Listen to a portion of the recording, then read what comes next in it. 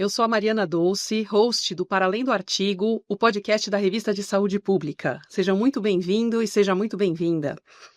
Hoje, o tema do nosso episódio é a divulgação científica, quais os papéis da universidade e da mídia, e o nosso objetivo aqui é discutir o papel estratégico da mídia e da universidade na promoção de uma alimentação saudável com base em evidências científicas, refletindo sobre caminhos para tornar o conhecimento acessível, combater a desinformação e influenciar hábitos da população.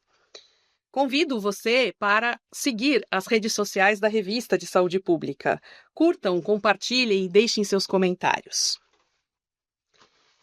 A Revista de Saúde Pública esse ano, em 2025, ela está comemorando os seus 58 anos de publicações ininterruptas. E ela é gerenciada pela Faculdade de Saúde Pública da Universidade de São Paulo. E nesses 58 anos, ela se dedica ao campo da saúde pública. Por meio de suas publicações científicas, o objetivo da revista é contribuir para o desenvolvimento do conhecimento científico.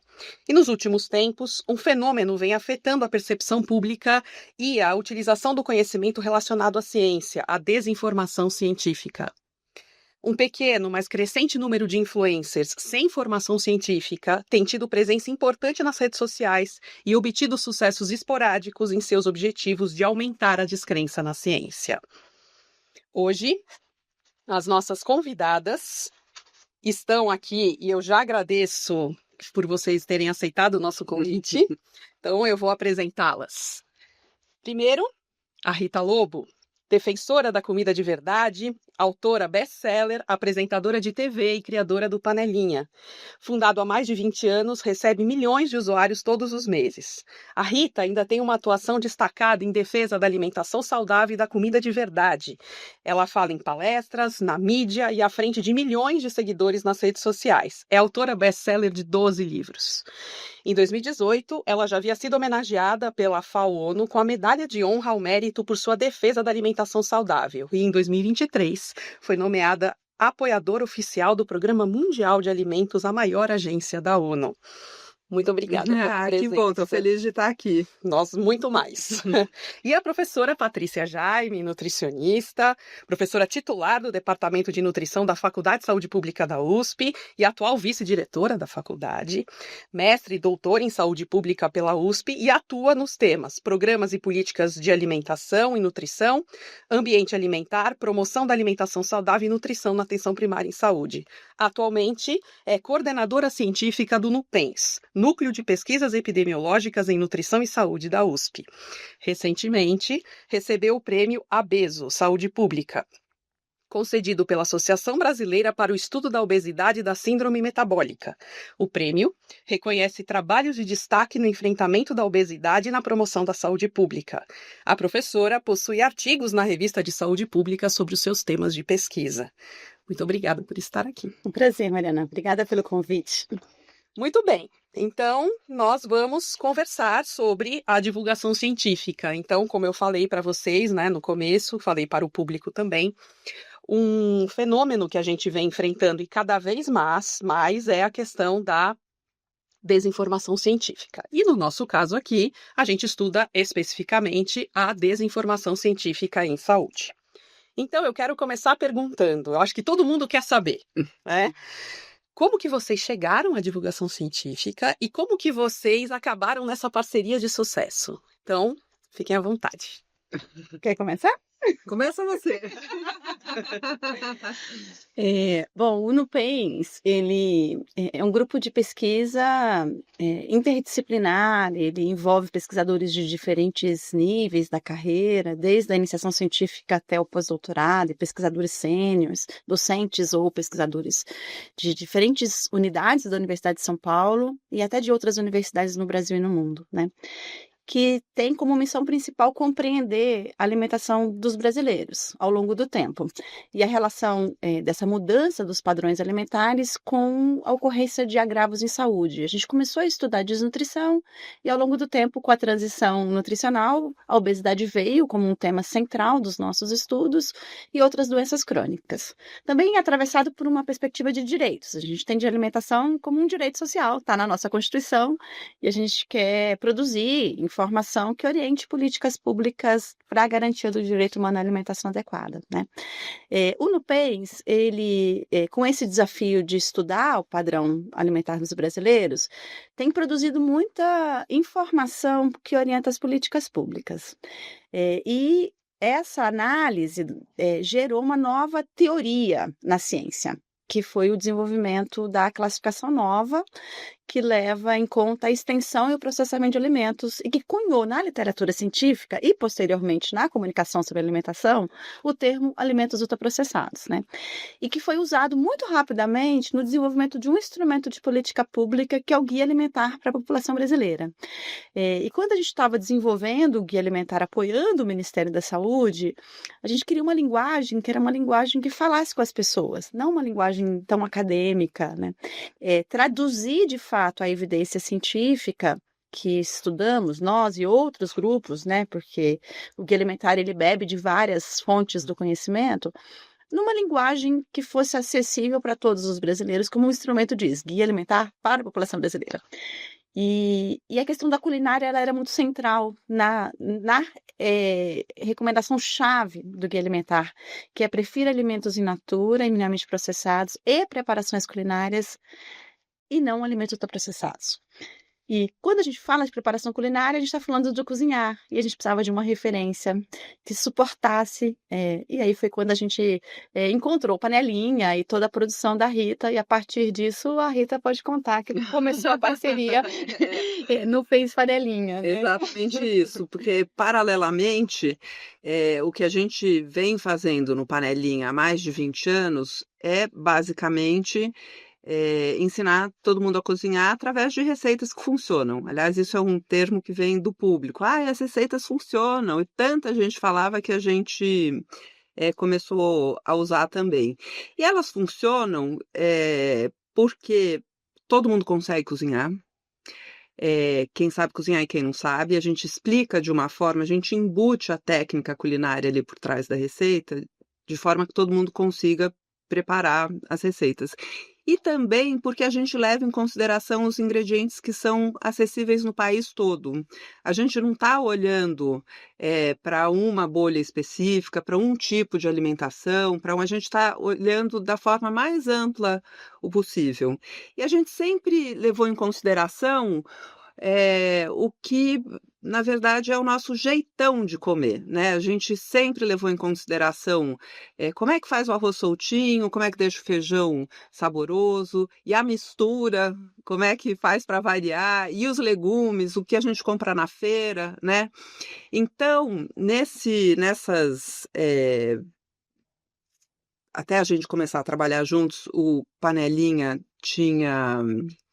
foi 2014, o Panelinha já tinha 14 anos, né? Quer dizer, faz mais de 10 anos que o NUPENS e o Panelinha trabalham juntos.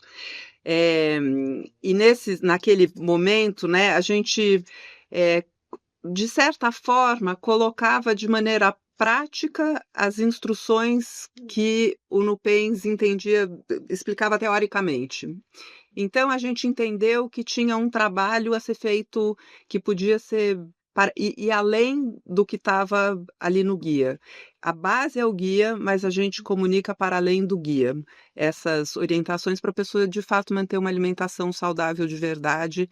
E, no fundo, é tudo de uma maneira tão simples e tão prática que, se a pessoa não parar para pensar, ela nem vê que tem ciência por trás, mas tem muita ciência. Eu acho que vocês tocaram num ponto essencial, que é essa questão da tradução da ciência.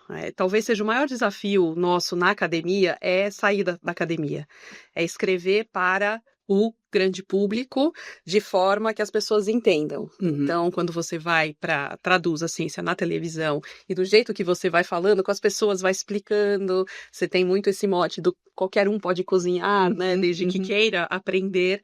Então, isso, de fato, é bastante importante. Mas como que vocês enxergam o impacto do trabalho de vocês na formação dos hábitos alimentares? Bom, acho que o NUPENS teve um papel muito importante, que foi conformar as diretrizes oficiais sobre alimentação saudável no Brasil, né? A partir esse acúmulo de produção científica e de dados, e da produção de uma nova teoria, né? Isso é muito importante, porque isso é uma inflexão epistemológica. Para a ciência ser fundamental, né? Quando você interpreta um fenômeno, que é a alimentação na população, que é tão chave para a agenda da saúde pública brasileira e global, sobre uma outra chave do pensamento, né? Então, isso é muito central para a ciência. O Thomas Kuhn já falava isso sobre as revoluções científicas, né? Então, a gente foi interpretando esse fenômeno da transição alimentar, identificando fissuras na teoria interpretativa. E daí produzir uma nova forma de olhar o fenômeno sobre a chave da ciência e rapidamente isso ser incorporado num instrumento de política pública, e a partir disso ter outras tecnologias de disseminação desse conhecimento, que poderia ficar restrita a um artigo científico. A gente publicou vários baseados nessa teoria na Revista de Saúde Pública e em outras revistas brasileiras e internacionais. Mas a gente compreendeu que não bastava só a evidência ficar no círculo da comunidade científica, que ela precisava ser levada em algo que o país já fazia muito, que relatórios técnicos, o diálogo com atores de políticas públicas, isso tá do nosso DNA da saúde pública, dialogar com esses atores. Mas encontrar uma nova chave de disseminação que é pela comunicação. Isso foi uma novidade que o NUPENS fez, que a parceria com Panelinha nos ajudou muito, porque tem componentes de comunicação que a comunidade acadêmica não domina, quem não é da área específica de pesquisa em comunicação, né? Mas também nos ajudou a conformar um plano de comunicação para a gente entender que a comunicação científica ela não termina no paper. Mas o paper ele é muito importante, né?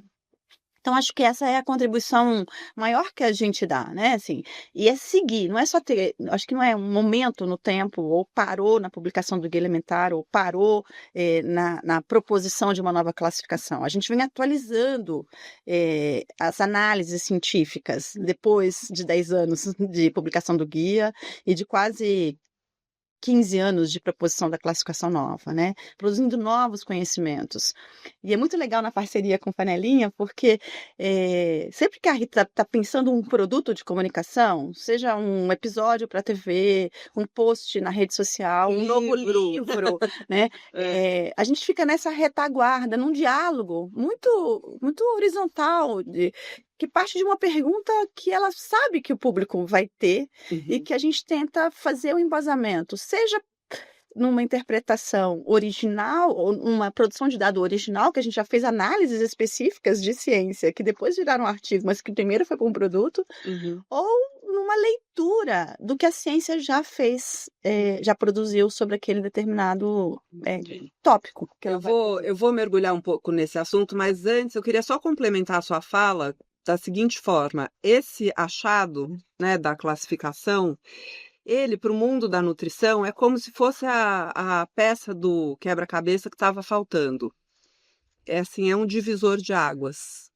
Quando você diz, em vez da gente ficar olhando para macronutrientes, vamos ver quantas vezes esse alimento foi processado, você muda toda a maneira de olhar para a alimentação. Então, isso foi transformador para o mundo da ciência, porque a partir disso, centenas de outros artigos foram pesquisar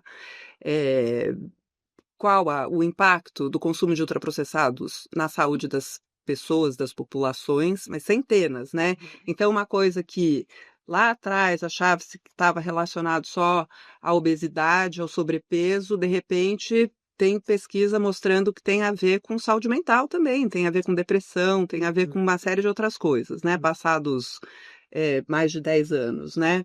E do meu ponto de vista, o motivo pelo qual, para mim, essa parceria foi tão fundamental é porque eu trabalho com alimentação, com ensinar a cozinhar há quase 30 anos.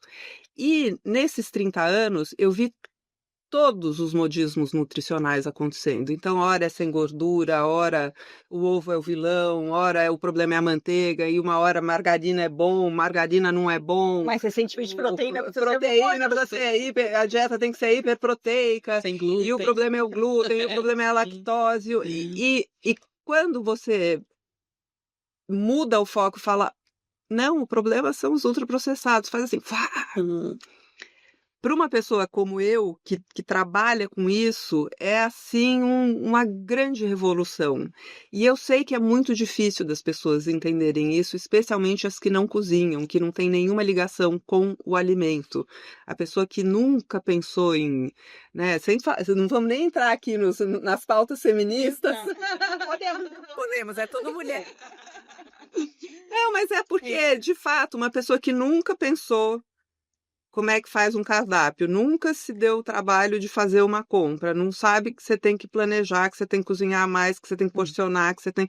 Para essa pessoa, uma coisa que você abre e um prato que está na mesa é a mesma coisa, ela não consegue muito diferenciar. Ela não tem essa relação com a comida.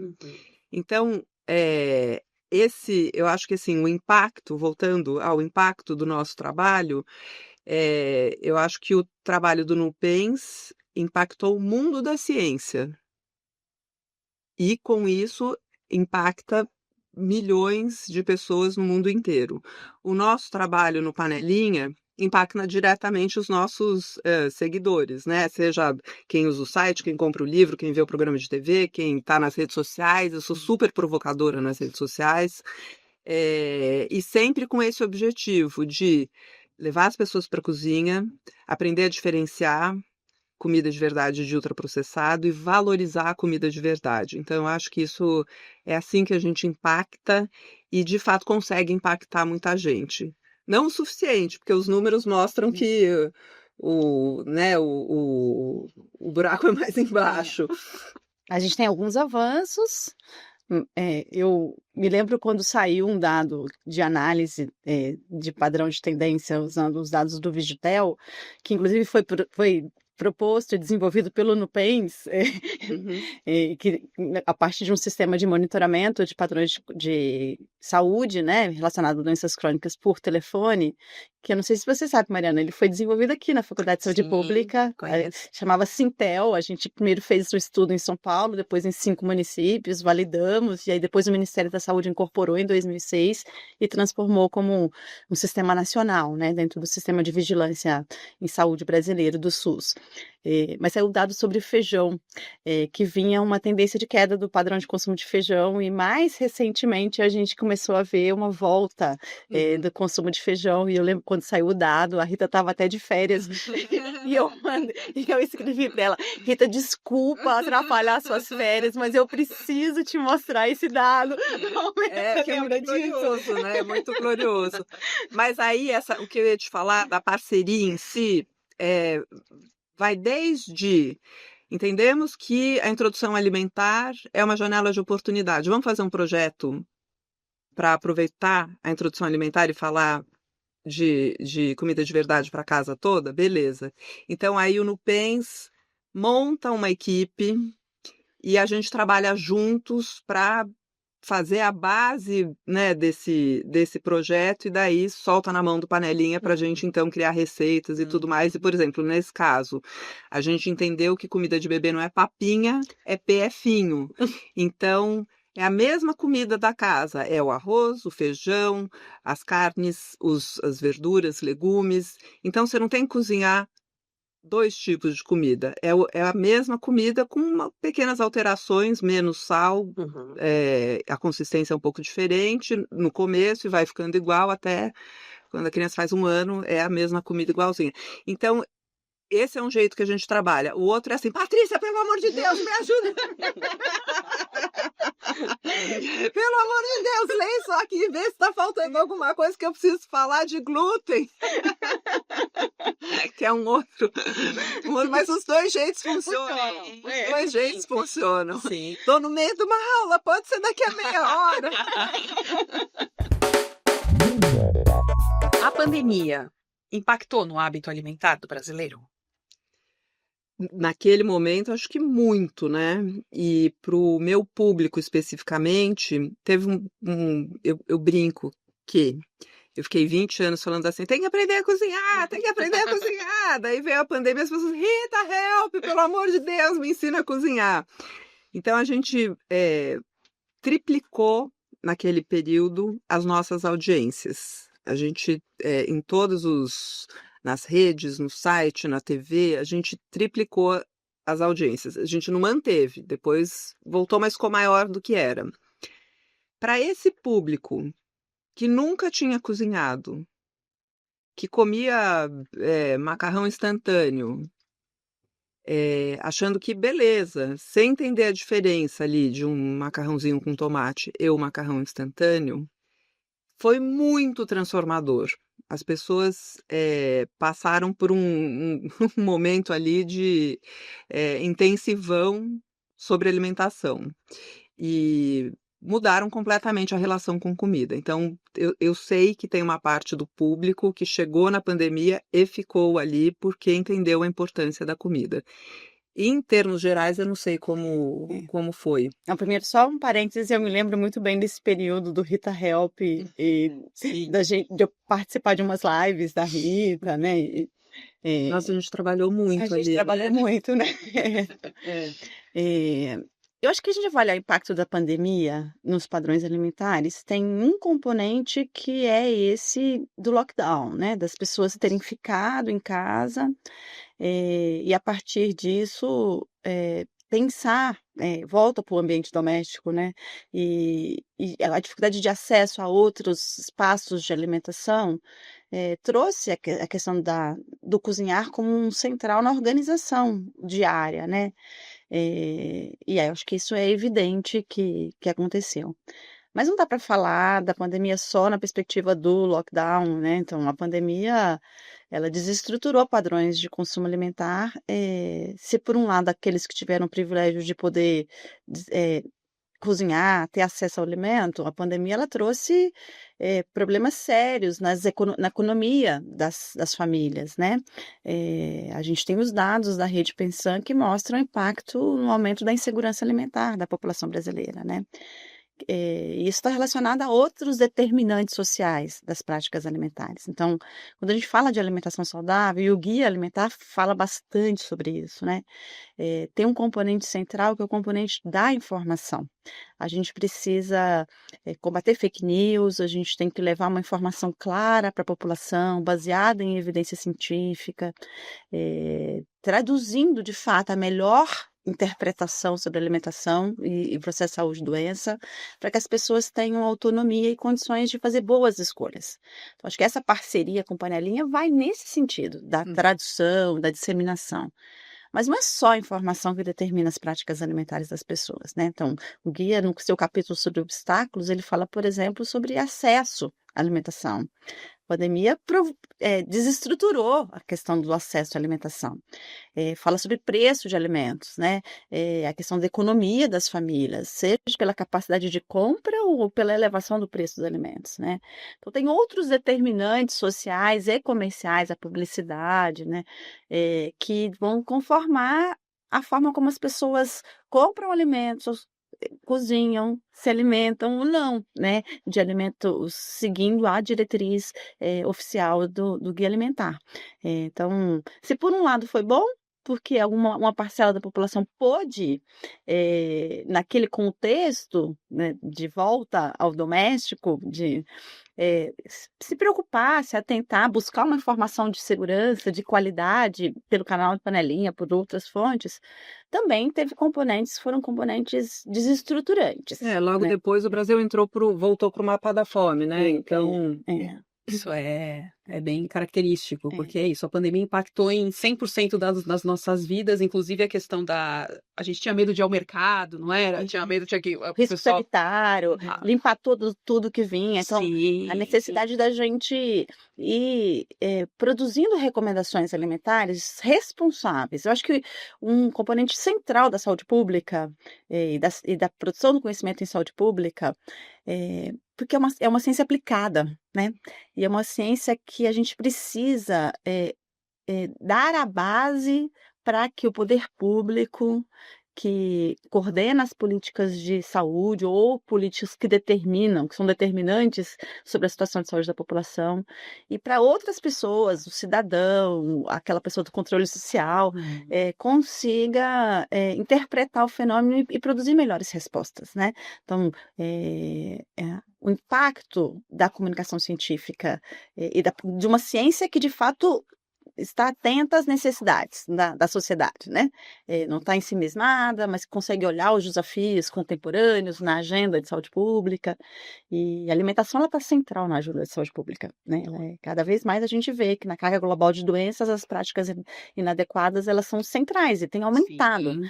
O papel dos ultraprocessados na saúde, hoje a gente tem depois de 15 anos, uma sólida evidência que não é só de pesquisa brasileira, no mundo inteiro, com os melhores desenhos, que são os desenhos dentro do método epidemiológico, né? A gente está falando da Revista de Saúde Pública, que tem um eixo central de produção do conhecimento a partir do método epidemiológico. Isso. Começou com os estudos transversais, depois foram os estudos de coorte. Hoje a gente tem já uma série de, inclusive, ensaios clínicos que mostram o impacto dos ultraprocessados, né? E hoje a gente também tem avançado na ciência da implementação, que é como nós implementamos essa diretriz tão central que é o guia alimentar, seja na comunicação, na educação em saúde, para os trabalhadores do SUS, para os professores, os educadores, mas também orientando outras políticas públicas de tal forma que eu tenha coerência nas políticas públicas para, de fato, poder impactar a situação de saúde da população brasileira. E vocês ainda brincaram, né? Porque a gente trabalhou muito na pandemia. Então vocês foram demandados por dados, assim, por pesquisa, porque saíram muitos artigos na pandemia sobre N assuntos, né? E depois precisaram ser revistos, inclusive. Vocês tiveram essa demanda? Muito, muito. O NUPEM é sempre muito demandado, né? Já A gente fica muito feliz de ser reconhecido na comunidade da mídia, né, como uma fonte segura de informação, confiável sobre alimentação. Isso nos honra muito. Eu acho que reflete o esforço da gente produzir um conhecimento que é livre de conflito de interesse, né, um pouco nessa linha do que eu vinha falando. Mas eu acho que também coincidiu o período da pandemia com uma maior inserção do tema de alimentos ultraprocessados na comunicação, na mídia. Bom, a gente tem dados que mostram essa presença do termo ultraprocessados na mídia. E, naturalmente, a gente é a autoridade acadêmica para falar sobre o tema, né? Então... Se pegar o panelinha, então, a gente não sei nem quanto, às vezes, foi. Mas é legal de ver, sabe? Porque no começo, o termo... Deixa eu contar uma... Ai, fofoca, a gente gosta, pode contar. Fofoca, é o seguinte, mas é que é uma coisa que eu acho que ilustra muito bem. Eu tenho uma grande amiga, queridíssima, que me convidou para passar o fim de semana na casa dela, no interior. Aí fomos todos, família, coisa e tal. E aí, jantar, a gente fazendo risotinho, tomando uma taça de vinho. Naquela época eu bebia, meu amor, conseguia. E aí, ela virou para mim e falou assim: escuta, posso te perguntar uma coisa? Eu falei, claro. Por que você fala tanto em ultraprocessado? Eu falei, porque eu acho que a pessoa conhecer o termo, entender o conceito, faz com que ela transforme a alimentação dela. Inclusive fortalece a ideia de que você precisa aprender a cozinhar. É por isso que eu falo tanto de ultraprocessado. Não, porque eu não sei, eu acho meio exagerado, porque eu não vejo as pessoas consumindo tanto ultraprocessado, comendo tanto ultraprocessado, coisa e tal. Tá, corta café da manhã. Aí aquela mesa com pão de forma, suco de caixinha, requeijão, cereais matinais, assim, parecia que foi feito para, sabe? Daí eu cenário.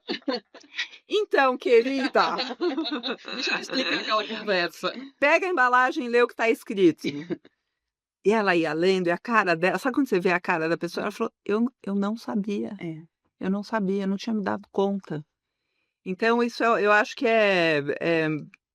eu trouxe isso, porque no fundo, assim, essa comunicação, Por mais, você veja o tanto que eu falo de ultraprocessado. E é uma super amiga minha ali, não cai a ficha. É uma coisa que é o tempo inteiro que você tem que estar falando, né? Mas no programa você precisa explicar o que é ultraprocessado? No Porque às programa vezes nem posso, querida. A televisão não pode falar de porque ultraprocessado. porque as Você tem a pessoas indústria que... porque na verdade o que acontece é que às vezes as pessoas não entendem o termo, né?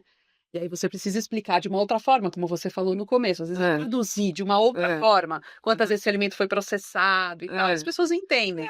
Leia leia a lista de Leia o rótulo, ingredientes. sim. Leia a lista de ingredientes do Sim. rótulo, se tiver nomes de coisas que você Não conhece. não tem na cozinha de casa. Sim. Parece mais de laboratório do que de Sim. cozinha, deixa na prateleira do supermercado. Sim. É ultraprocessado. Mas eu acho que, mas do ponto de vista da ciência, com essa consolidação de que, de fato, ultraprocessado, uma dieta ultraprocessada impacta padrões de saúde, nem a grande indústria de alimentos hoje nega o tempo todo a existência do ultraprocessado. Então, você começa a ter um novo discurso nos estudos científicos e como a imprensa trabalha com o resultado desses estudos científicos, que é o que a gente chama de ultraprocessado do bem, né? Que seriam subcategorias de ultraprocessados que num determinado artigo científico não mostrou risco. Então, é uma estratificação do grande grupo de ultraprocessados. Seria mais ou menos assim. Iogurte ultraprocessado não aumenta o risco de diabetes. Agora, é curioso porque o mesmo estudo publicado numa grande revista científica, mostrou que sobremesas ultraprocessadas, flan, né, elas diminuem o risco para diabetes. Ou seja, você tem uma fissura aí importante do ponto de vista do método científico, porque não tem plausibilidade biológica. E quando a gente fala de causalidade, o construto da plausibilidade biológica ele é fundamental. Estou falando de uma sobremesa açucarada, como é que isso pode diminuir o risco de diabetes? Então, que está relacionado ao desenho do estudo, à estratificação. Aí a ciência é muito importante, né?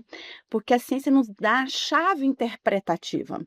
A gente escreveu um artigo na Folha de São Paulo, justamente para deixar bem claro que a teoria do ultraprocessado do bem é tão vazia quanto esses alimentos. Porque falar de processamento de alimentos não é só falar do perfil nutricional de um alimento específico, né? Eu tenho uma questão que está relacionada à conformação de como as pessoas combinam alimentos. Não é o alimento em si, mas é como a gente cozinha, o que a gente escolhe para colocar no prato, se a gente vai comer com prato ou não, se a gente vai comer, né? E outras questões relacionadas ao sistema alimentar, ao modo de produção de alimentos, à cultura. Então, isolar o efeito de não saudabilidade de um ultraprocessado único, né? No fundo, é desconfigurar a teoria, porque em nenhum momento, quando nós propusemos a classificação nova, a gente se propôs a categorizar um alimento X ou Y como saudável ou não saudável.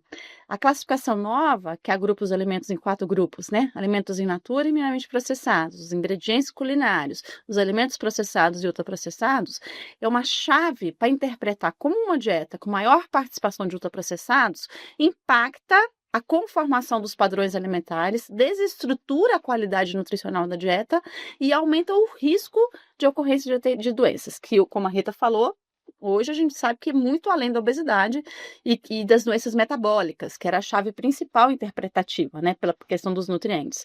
Hoje eu tenho isso associado, por exemplo, a doenças inflamatórias intestinais, doenças do campo da saúde mental, ou seja, o efeito do processamento de alimentos, ele é muito maior do que imaginávamos no corpo humano, né? E não é um alimento que causa isso, é um padrão alimentar ultraprocessado. Aí é muito legal, porque aí a gente volta na parceria com Panelinha, quando a gente começa a discutir a dieta brasileira, o prato feito brasileiro, a conformação do arroz com feijão, né? Porque a gente tem martelado tanto nisso. Muito. A gente chegou num modelo de comunicação que é usar o PF, o prato feito, como um modelo de alimentação. Então, você tem ali o arroz, o feijão, as hortaliças, que é tudo que vem da horta, legume, verdura, e as carnes para quem come, e ovos. E aí, a gente vai decupando isso. O arroz, na verdade, ele representa um grupo de alimentos. Então, pode comer arroz, macarrão, farofa e batata? Pode. Só que em vez de você somar, você divide o espaço, assim você mantém o seu prato equilibrado. Então a gente vai achando esses modelos que facilitam a comunicação. No entanto, a gente tem vários inimigos, né? O nutricionismo é um deles, né? Que é você ficar, esse reducionismo nutricional, que você vai ficar falando, né? Que agora, nesse momento, é proteína, tudo é proteína, né?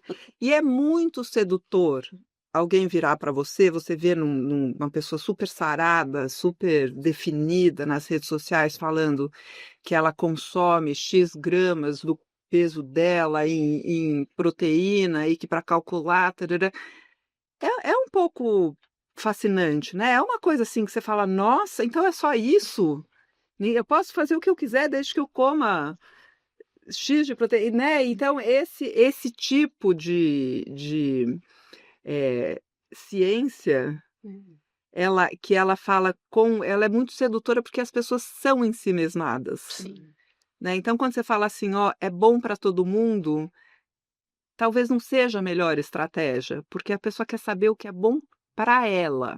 E no meu caso, e esse ultraprocessado que eu estou consumindo, será que ele é tão ruim mesmo, né? Então, eu acho que tem um lugar na comunicação que é a gente entender que as pessoas, elas são ensimesmadas, elas querem olhar para elas, para a família delas. Hoje de manhã, quando eu estava vindo aqui para a faculdade, eu estava lendo antes os jornais e tinha uma notícia, uma matéria num grande jornal brasileiro, que comparava a batata inglesa com a batata doce. E aí trazia vários especialistas, nutricionistas, nutrólogos, para discutir qual que é melhor, né? E comparava o teor de calorias, de fibra, o índice glicêmico. Não é possível, né? E num grande jornal, e uma matéria longa, sabe? Não era uma notinha, né? Aí eu fiquei pensando, se eles tivessem me entrevistado, me perguntado, ainda bem que não me perguntaram, né? Porque eu já acho que a gente já superou essa fase de fazer esse tipo de comunicação científica, mas a resposta é quase como a minha amiga Rita fala: você é livre, meu amor, coma todas as raízes e tubérculos que você O importante é gostar, variar, né? mas varie o alimento, ora coma mandioca, batata doce, inhame, batata inglesa. Varia o método de cozimento. O método de cozimento, faça cozido, assado, grelhado. Ou seja, quanto que a gente ainda precisa avançar na comunicação para fugir dessa abordagem do nutricionismo? Porque ninguém vai suportar, mesmo que a batata doce tenha um índice glicêmico melhor do que da batata inglesa, que ela tenha mais fibra, ninguém vai suportar comer batata doce todos os dias, né? Então, eu adoro batata doce, mas eu também adoro mandioca, também gosto. Passou a fase do modismo do frango com batata doce, né? Não deu uma acalmada? Sim, mas resgata um pouco essa matéria de hoje. Vai voltar. Né, porque como eu tô muito ligada, né, com as pessoas estão, eu sempre falo assim, se uma pessoa me pede uma receita de frango com batata doce, ela tem alguma questão dela ali.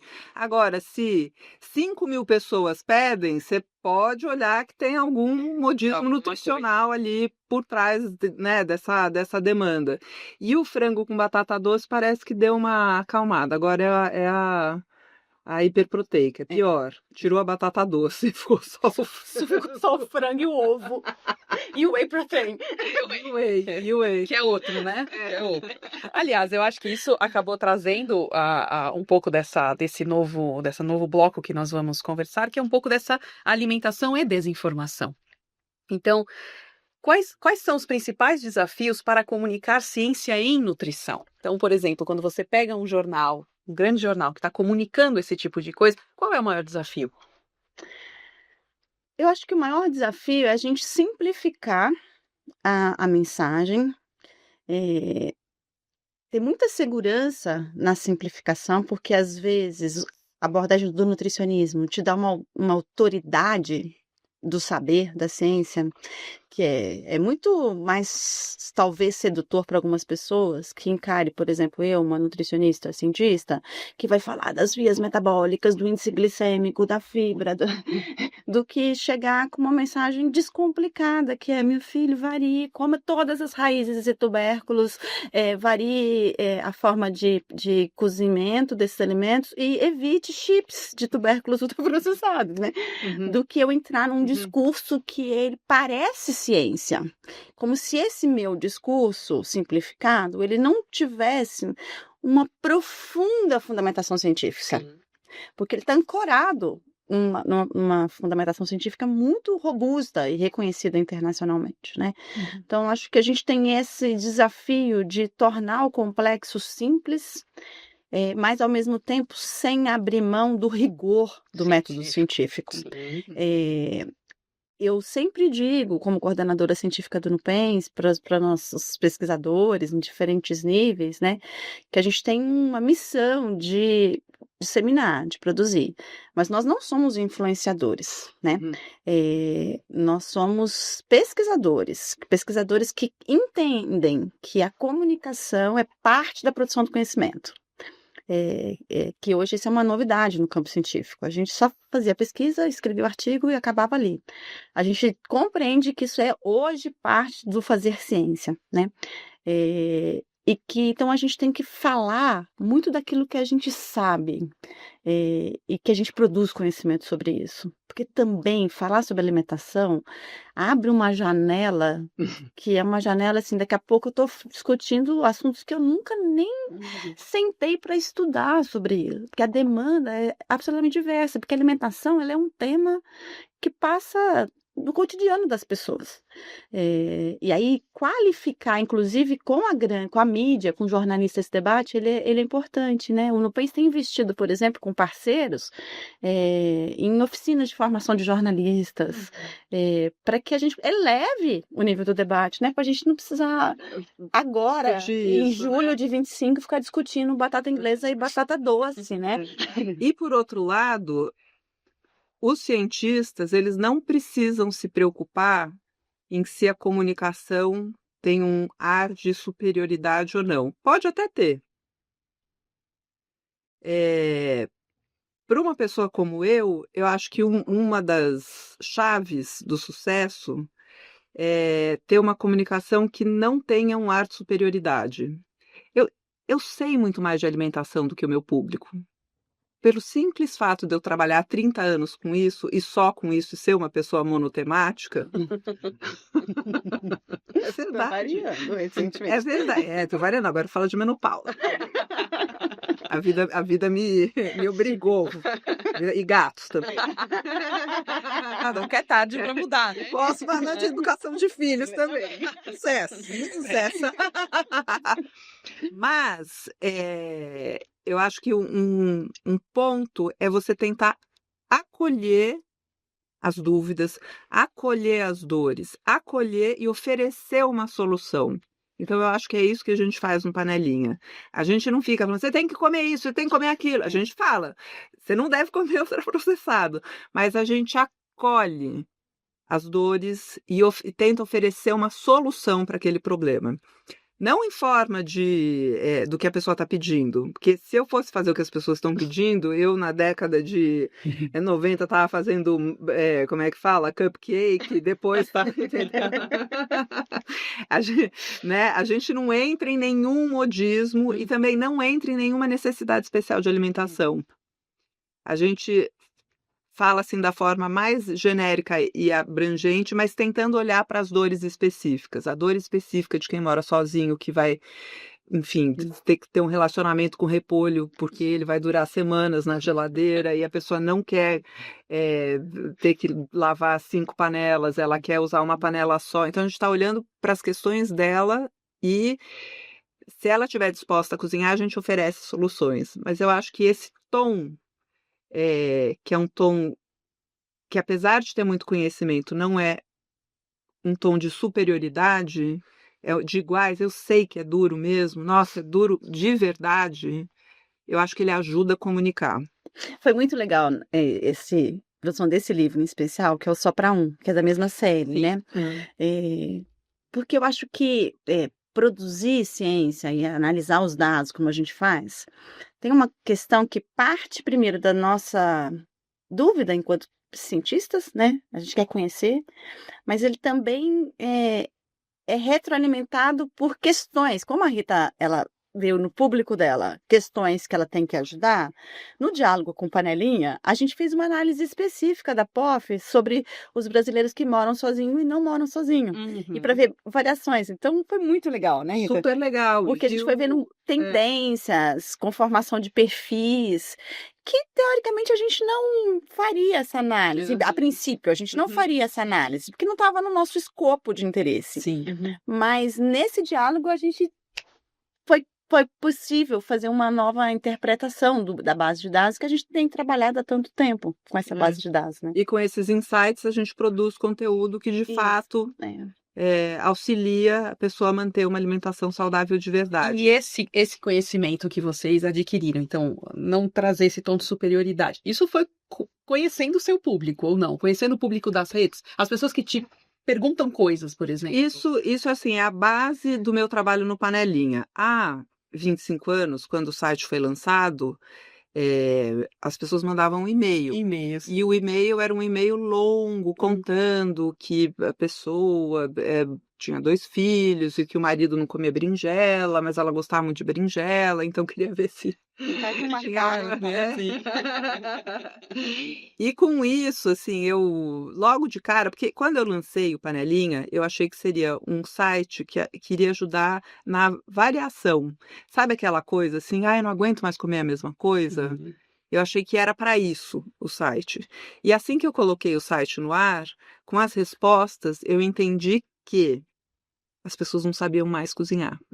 Aquele público, pelo menos, que estava na internet há 25 anos usando um site de culinária. As pessoas diziam assim, eu vi a sopinha Thai de leite de coco com frango, muito legal. Mas como é que eu faço para deixar o arroz soltinho? Entendeu? Então, eu acho que ouvir e analisar o que as pessoas... Apesar de eu não ser cientista, eu acho que eu tenho um DNA de cientista. Ela sabe fazer as boas perguntas. As perguntas certas. Mas assim, de ouvir e analisar o que as pessoas estavam querendo dizer ali, e ficou muito claro para mim. As pessoas estavam falando, não sabemos cozinhar. Então a gente mudou e falou, opa, vamos colocar os básicos aqui para que todo mundo aprenda a cozinhar. Depois as pessoas começaram a entrar nesse, e você tem um bolo light, mas por que você quer um bolo com metade das calorias? Porque é mais saudável. Então a gente não é só ensinar a cozinhar, precisa ensinar a escolher também. Então vamos falar mais do conceito de comida de verdade, mesmo antes do termo ultraprocessado existir. Quando você pega o primeiro livro Panelinha, que a gente lançou quando ele tinha 10 anos, e vê lá as 10 recomendações para você ter uma alimentação saudável, é muito mais focado na cozinha, mas ela conversa diretamente com as recomendações do guia, que foi lançado depois. Então, a gente que serve de referência bibliográfica, no para guia. saber mais. Isso, sim. Então, eu acho que essa troca, né, da ciência com a prática e com esse, né, olhar nosso para o público, para entender quais são as dificuldades e trazer de volta para talvez ver se isso faz sentido, né, para alguma outra pesquisa. Então, é muito rica essa troca. Agora, um aspecto interessante é que quando a gente fala dessa comunicação do Panelinha, que bebe desse diálogo com o Nupens, a gente, em geral, pensa num grande público, né? Que é a audiência dos diferentes canais do Panelinha, e que é muito maior do que a gente imagina, né? A Rita depois pode falar coisa dos números, é impressionante, né? Mas eu acho que o Panelinha tem avançado, eu acho que o Nupens também, que é pensar uma audiência de disseminadores desse conteúdo para além da pessoa, o usuário final, né? Então, eu tive a oportunidade de acompanhar e estar em alguns eventos com a Rita, em diálogo com comunidades científicas, associações médicas. A gente apresentou num congresso científico em Londres Nutrição. o que significa essa parceria, né? O sentido dessa parceria acadêmica e um grupo acadêmico com um grupo de comunicação, né? Enquanto uma tecnologia de disseminação do conhecimento para a promoção da alimentação saudável, né? Porque isso que a gente faz é uma tecnologia, né? Uhum. É uma tecnologia leve, né? Pegando aí a referência do Gaston Wagner, né? Mas é uma tecnologia, é uma forma de produzir conhecimento, é uma forma de fazer comunicação que tem sentido para os dois lados, né? E quando a gente fala da implementação do guia alimentar, e eu tenho estudado a implementação do guia, produzido tecnologias de disseminação, alguns artigos foram publicados na revista nesse sentido, orientado estratégias do SUS, né? A gente percebe que falar com os profissionais de saúde é muito importante. E às vezes o profissional de saúde ele é visto exclusivamente como aquele que vai pegar a informação só do paper. E a pandemia nos mostrou o quanto que eles são capazes, inclusive, de disseminar negacionismo científico, práticas não orientadas pela evidência. E essa tradução que a Rita faz de uma teoria chega com muita potência para os profissionais de saúde, para as associações médicas, né, Rita? Nos Inclusive congressos. nos congressos, né? Assim, o Carlos Monteiro e eu juntos já participamos do Congresso Brasileiro de Cardiologia para falar da classificação e de comida de verdade, do Congresso Brasileiro de Pediatria, do Congresso Mundial de Obesidade, vários congressos sempre com esse foco de falar para os profissionais da saúde sobre alimentação saudável, porque não necessariamente o profissional da saúde está olhando para a alimentação, mas deveria estar na clínica, né? Quando a pessoa fala assim, você precisa ter uma alimentação saudável. Tá, mas o que é uma alimentação Sim. saudável? Então é isso que a gente faz nesses congressos, é falar, tá, então o que é alimentação saudável? E o resultado é fantástico, né? É fantástico. É um resultado, assim, são salas muito lotadas. E como que as pessoas recebem? Como que os profissionais recebem a sua orientação, por exemplo? Então, com muita alegria. Com alegria. Falta deles, esse conhecimento. Com alegria. É quase que um alívio, Olha. sabe? Porque, na verdade, a gente no Brasil tem essa grande vantagem. A gente sabe o que é comida de verdade. A gente sabe, se você tem uma história de um conhecido nosso, um amigo da Patrícia, conhecido meu, que eu acho muito boa, que ele fala assim, que quando você chega numa cidade, não pegou um voo, chegou numa cidade meio na hora do almoço, você fala assim para a pessoa, você sabe onde eu posso comer alguma coisa por aqui?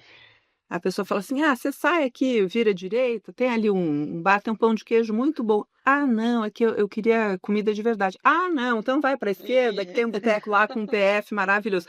A gente sabe, por exemplo, nos Estados Unidos as pessoas não sabem, elas não têm essa ligação com a comida. Tem muita gente que nunca tomou água nos Estados Unidos, é refrigerante na mamadeira. Caramba. Né? Então, eu acho que quando você fala para um profissional da saúde brasileiro, alimentação saudável é arroz, feijão, legumes, verduras, carnes, frutas que podem ser a sobremesa, evita os ultraprocessados. No café da manhã, cada região tem o seu jeitão, mas pode comer fruta, pão, café com leite, tapioca, mandioca.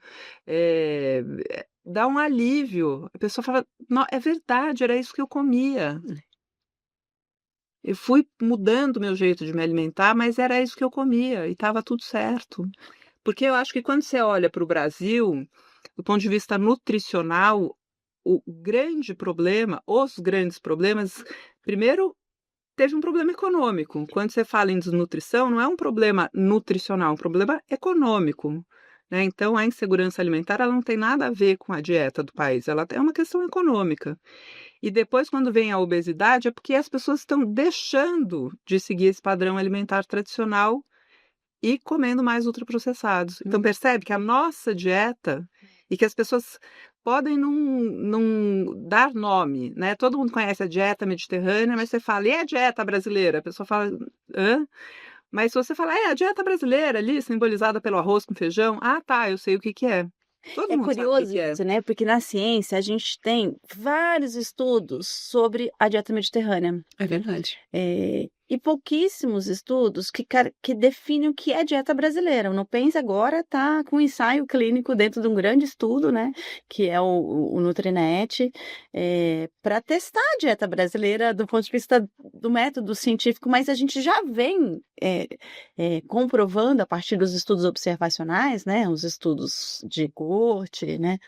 O impacto desse padrão alimentar do PF brasileiro, essa combinação, esse jeitão nosso de comer, que é historicamente construído, né? Tem um produto de comunicação da Rita que eu adoro, que é aquela série Prato Feito Brasil, né? Que vai mostrando como em todas as regiões do Brasil, apesar da diversidade e que a gente tem, cultural, geográfica, um país de dimensão continental, a estrutura do padrão alimentar, ela se dá. Então, agora, semana passada, uns dias atrás, a FAO reconheceu padrões alimentares saudáveis. E pela primeira vez disse que o padrão brasileiro arroz com feijão é um padrão alimentar saudável. A gente já sabia, né? A gente já sabia. A gente já sabia. Aqui, ó, desculpa. Querida, eu já sabia. Muito bom, muito bom. E aí, eu acho que a gente pode ir caminhando para essa história, então, da rotulagem dos alimentos. Então, eu queria que você falasse um pouco da importância, né, desse tipo de coisa. E queria perguntar para você, Rita, se você acha que a rotulagem fez diferença também, né? Depois que os alimentos passaram a ser rotulados, será que as pessoas passaram a perceber mais o que elas estão consumindo? Então, como a minha resposta vai ser muito breve, então porque ela não tem nenhuma evidência científica. Isso ainda. É só sentimento de feeling. Isso. Você que está ali no dia a dia. Não, eu acho que funciona muito. Funciona. Que as pessoas olham aquilo e falam, opa, não sei se eu vou pegar esse produto aqui não. Então, a pessoa devolve. Ela devolve. Ou pelo menos vai consumir menos. Bom, como uma estratégia da política pública brasileira, o Brasil tinha, até então, antes da revisão da Anvisa, um modelo de rotulagem nutricional que não trazia informação na frente da embalagem. Era só aquela tabela de composição no verso da embalagem ou na lateral. E a gente já tinha estudos que mostravam muito a dificuldade do consumidor de interpretar aquela informação pela forma como os dados estavam apresentados, porcentagem, o tamanho da porção que estava na embalagem não traduzia no real do que a pessoa consumia. Então a gente já tinha pesquisa científica que mostrava a dificuldade do consumidor usar aquela informação no processo de decisão de compra, porque a rotulagem ela é fundamental para orientar a decisão de compra. Né, naquele momento, porque o comportamento alimentar, ele não é só o comer e nem é só o preparar os alimentos, ele começa antes, né, de você se organizar para ir comprar o alimento, naquele espaço do ambiente alimentar, você definir, a gente tem uma linha de pesquisa do Nupensa que são sobre ambientes alimentares, né, e como o ambiente alimentar conforma a decisão do consumidor, com estratégias, inclusive, de alteração de ambiente alimentar. Então, isso precisava avançar no Brasil. Já tinha algumas experiências internacionais. O Chile foi o primeiro país a introduzir como política pública os selos de advertência, que é essa rotulagem nutricional frontal. Independente do modelo, se vai ser um octágono, se vai ser um triângulo, se vai, né? Ele é um selo de advertência que é para o consumidor naqueles segundos de decisão de compra, e a gente tem estudos que mostram isso, a decisão de compra é muito rápida. Se ele tiver que olhar aquela letrinha miúda, interpretar, fazer conta matemática, ele não vai usar aquela informação. A informação que o consumidor mais usa da embalagem é a data de validade. Para você ter uma ideia. Então, porque tem sido disseminado e isso impacta, né, no comportamento das pessoas. Então, precisava de uma estratégia mais clara, rápida, para a decisão de compra do consumidor. tá? Sobre os riscos atribuíveis àquele alimento. E o conceito de risco sanitário, ele é complexo do ponto de vista de comunicação e saúde, né? Porque eu estou falando de risco de alguns nutrientes críticos. No debate sobre qual modelo o Brasil iria adotar, e a nossa avaliação, no PENS trabalhou muito produzindo pesquisa científica, testando diferentes modelos de rotulagem nutricional frontal. A gente tem artigos que foram utilizados na reflexão da Anvisa no processo decisório sobre a rotulagem nutricional, tá? Então, a gente percebe que é uma disputa, né? Então, a gente acha, por exemplo, que ter a informação sobre adoçantes artificiais é fundamental, porque ele é o marcador do alimento ultraprocessado.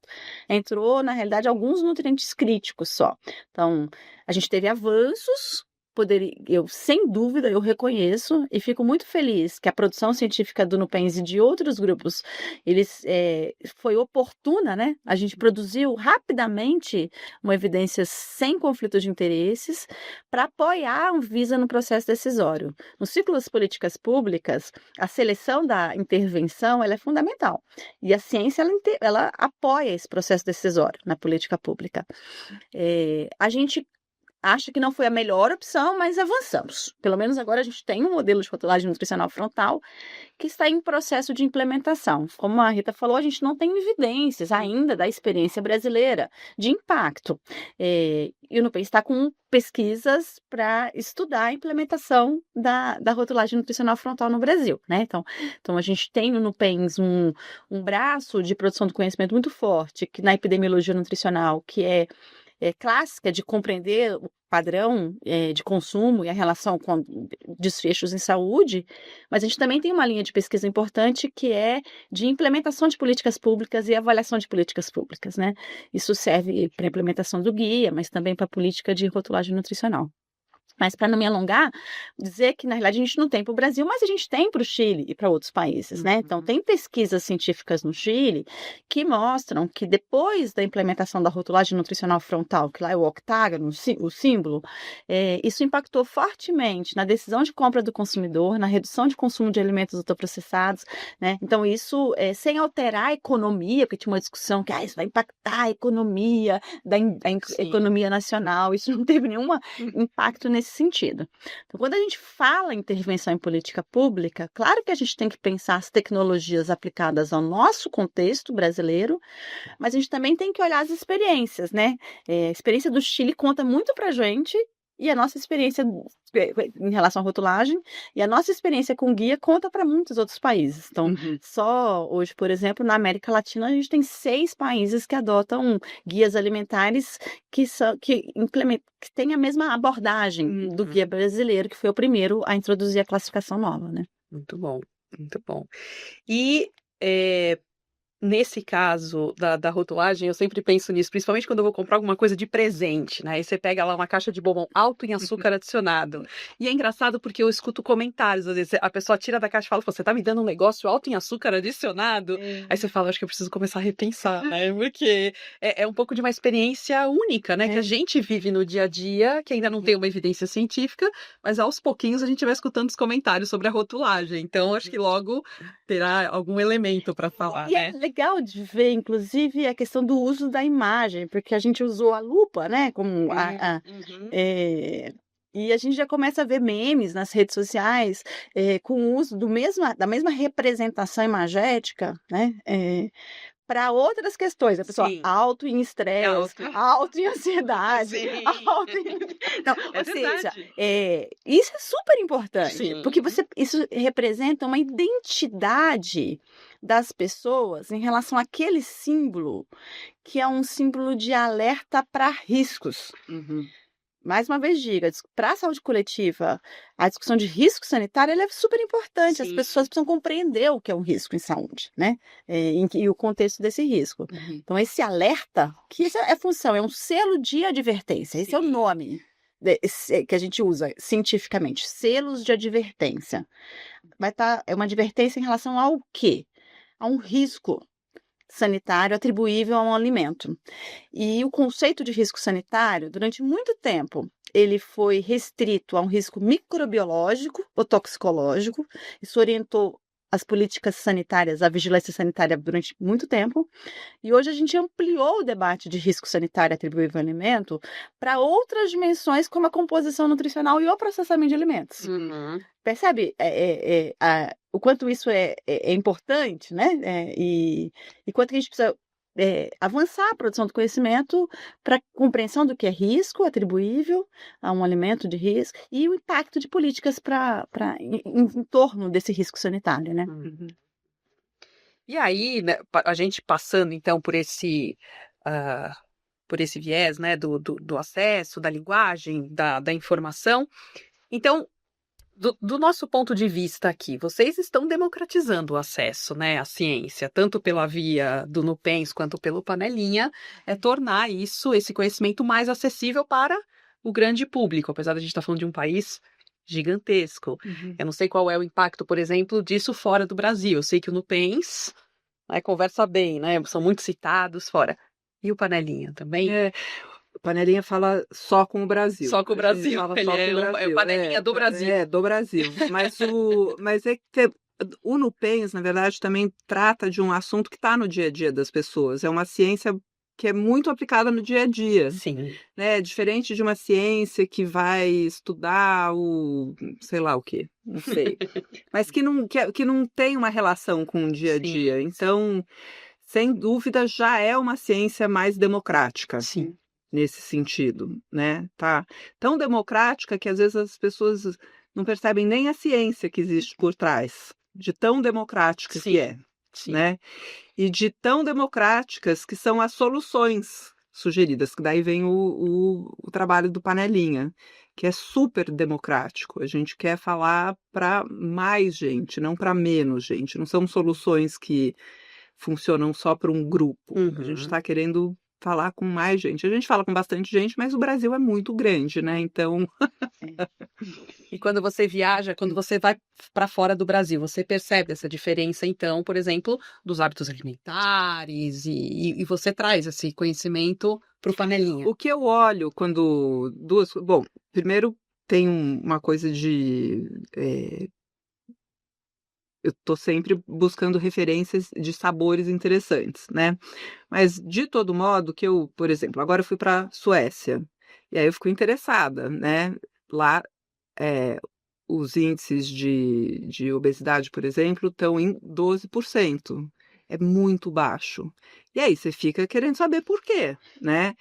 E tem, sem dúvida, uma coisa da valorização não só da comida de verdade, mas do tempo que se dá para a comida de verdade, né? É um país com desenvolvimento sustentável, né? Um país que trata a equidade com a maior seriedade do mundo. Então, é um país em que as funções domésticas, as tarefas domésticas, elas são divididas entre os casais, né? Não é só uma pessoa. Isso, inclusive, de alguma forma é lei, porque a licença parental é de 480 dias e ela pode ser dividida como o casal quiser.